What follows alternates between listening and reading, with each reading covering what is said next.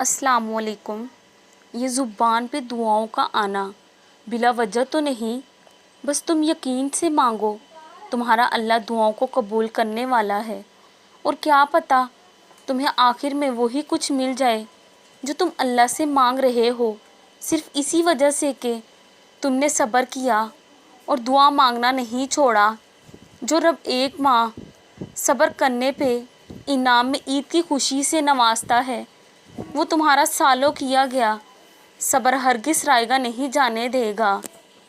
کچھ چیزیں نصیب کا حصہ نہیں بھی ہوتی، پر تمہارا صبر اور تمہارا یقین تمہیں اس منزل تک لے جاتا ہے جہاں کن ہوتا ہے، اور اللہ فرماتا ہے تم صبر کی انتہا کر دو، میں معجزوں کی انتہا کروں گا۔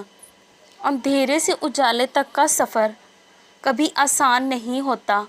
انسان اپنے رب کی جانب پہلی سیڑھی پر جب دھیمے دھیمے قدم رکھتا ہے تو اس میں مشکلات بھی ہوتی ہیں اور ان گنت آزمائشیں بھی، بار بار ٹوٹ کے بکھرنے کے عمل سے لے کر روح کو پاک کر دینے تک دل کو مارنا بھی پڑتا ہے اس نور کے حصول کی خاطر جو اللہ کے قرب سے ملتا ہے۔ لیکن وہی تو ہے ایمان والے جو اللہ کی محبت میں سب سے شدید ہیں۔ جس رب نے تمہیں اپنے سامنے ہاتھ پھیلانے کی توفیق دی ہے، وہی رب تمہاری اس خالی جھولی کو خوشیوں سے بھر دے گا، اور وہ وقت جلد یا بدیر ضرور آئے گا جب وہ اپنا کن فرمائے گا۔